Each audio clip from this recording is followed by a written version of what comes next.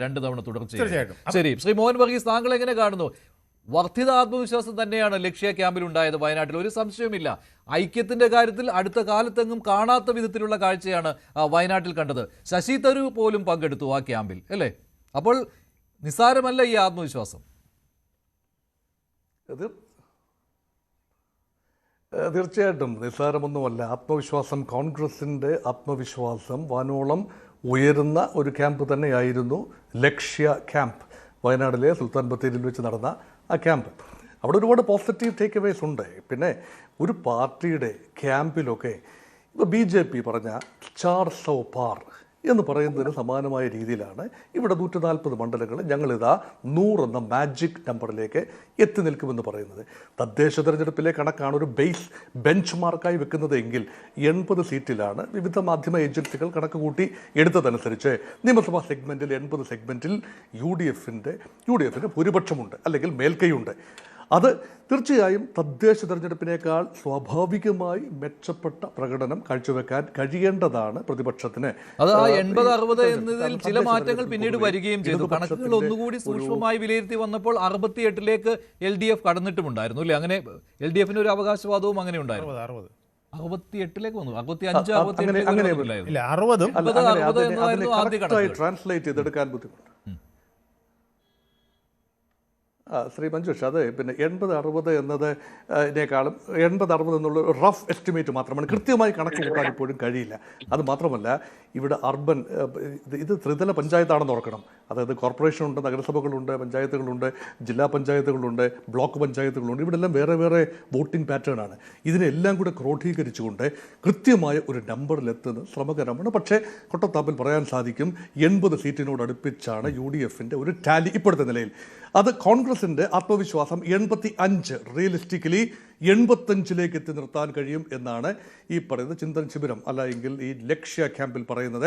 കനകോലുവിൻ്റെ team അനുസരിച്ച്, കാരണം കനകോലുവിനെ കൊണ്ടുവരേണ്ടി വരുന്ന ഒരു ഗതികേട് കോൺഗ്രസിനുണ്ടാകുന്നു എന്ന് പറയുന്നത് വിധി വൈപരീത്യം എന്നേ പറയാനുള്ളൂ. ഇത്രയും ആത്മവിശ്വാസമുള്ള കോൺഗ്രസ് പാർട്ടി എന്തിന് ഒരു തെരഞ്ഞെടുപ്പ് വിദഗ്ധൻ്റെ സേവനം ഇവിടെ കേരളത്തിൽ, എനിക്ക് തോന്നുന്നത് മുൻപ് അങ്ങനെ ഒരു സേവനം പിന്നെ കിട്ടിയതായി എനിക്ക് തോന്നുന്നില്ല. മറ്റ് സംസ്ഥാനങ്ങളിൽ സ്വീകരിച്ചിട്ടുണ്ട്.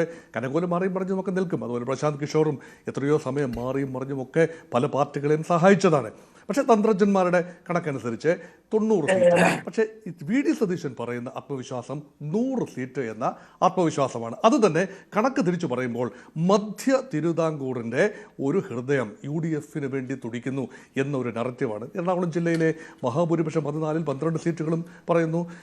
അതുപോലെ കോട്ടയം ജില്ലയിലെ 9 സീറ്റിൽ 5 സീറ്റും ലഭിക്കാനുള്ള സാധ്യതയാണ് പറയുന്നത്. പത്തനംതിട്ട ജില്ലയിൽ 5 സീറ്റും കഴിഞ്ഞ പ്രാവശ്യം നഷ്ടപ്പെട്ടത് ഇപ്രാവശ്യം 5-ൽ 5 സീറ്റും പിടിക്കുമെന്ന ആത്മവിശ്വാസമാണ്. അപ്പോൾ ഇടുക്കിയിലെ 6 സീറ്റിൽ 5 സീറ്റും ലഭിക്കുമെന്നാണ് പറയുന്നത്. അപ്പോൾ അങ്ങനെ മിക്ക മധ്യ തിരുവിതാംകൂർ ജില്ലകൾ, അവിടെയൊക്കെ ക്രിസ്ത്യൻ സജീവ സാന്നിധ്യമുള്ള മേഖലകളാണ്. അതുപോലെ ഏറ്റവും കൂടുതൽ സീറ്റുകൾ പ്രദാനം ചെയ്യുന്ന 16 സീറ്റുകൾ പ്രദാനം ചെയ്യുന്ന മലപ്പുറം ജില്ലയിൽ 16ഉം കണക്ക് കൂട്ടിയാണ് ഈ 100 എത്തിച്ചു നിർത്തുന്നത്.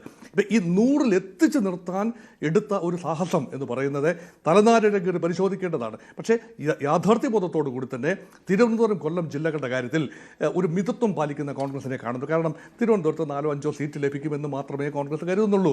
ഒരുപക്ഷെ BJPക്ക് കൂടി ഏതാനും സീറ്റുകൾ തിരുവനന്തപുരം ജില്ലയിൽ നഗരപ്രദേശങ്ങളിലെങ്കിലും ലഭിക്കും എന്ന ഒരു മുന്നറിവ് കോൺഗ്രസിനുണ്ടാവും. അതുകൊണ്ടാണ് കൊല്ലത്തും വലിയ പ്രതീക്ഷയൊന്നുമില്ല, പകുതി സീറ്റുകൾ ലഭിക്കുമെന്ന് തന്നെയാണ് കോൺഗ്രസ് വിചാരിക്കുന്നത്. ആലപ്പുഴയുടെ ചുവന്ന മണ്ണ് കുറച്ച് വലത്തോട്ട് തിരിയും, എങ്കിലും അവിടെയും 50-50 മറ്റ് ജില്ലകളിലും തൃശ്ശൂർ ജില്ലയിലൊന്നും വലിയ മേൽക്കൈയൊന്നും കോൺഗ്രസ് പ്രതീക്ഷിക്കുന്നില്ല.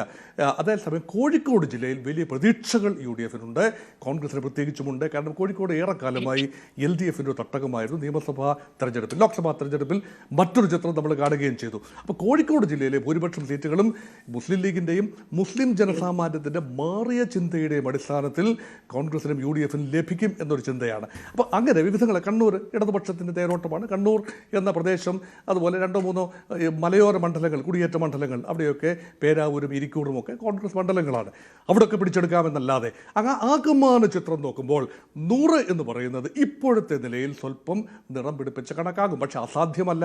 കാരണം സമാനമായ സാഹചര്യത്തിൽ AK ആന്റണിയുടെ നേതൃത്വത്തിൽ 2001 100 സീറ്റ് കടന്നു എന്നതാണ് ഏറ്റവും അവസാനമായി ഈ 100 മാജിക്കൽ മാർക്ക് 99 അതിനുശേഷം വലിയ വിജയം നേടാൻ കഴിഞ്ഞിട്ടില്ല. പക്ഷേ ഈ 100 സീറ്റൊന്നും വേണ്ടല്ലോ. അധികാരത്തിൽ എത്തണമെങ്കിൽ 72 സീറ്റ് മതി. അതിനേക്കാൾ കുറച്ചുകൂടി സീറ്റ് അധികം കിട്ടിയാൽ പോലും അതൊരു തിളക്കമാർന്ന വിജയമായിട്ട് തന്നെ വിലയിരുത്തുകയും ചെയ്യാം. ഇത് ആത്മവിശ്വാസത്തിന്റെ പരകോടിയിൽ അണികളെ ഉത്തേജിപ്പിക്കാൻ ആവേശഭരിതരാക്കുന്നതിന് വേണ്ടി ഈ 100 സീറ്റ് എന്നുള്ള നമ്പർ നൽകിയിട്ടുള്ളത്. ശ്രീ വസന്ത് തെങ്ങുംപള്ളി 100 സീറ്റ് എന്നുള്ള പറയുന്നത് അധിക ആത്മവിശ്വാസം കംഫർട്ടബിൾ മെജോറിറ്റി എന്ന രീതിയിലാണല്ലോ. ഇതിൽ നിന്ന്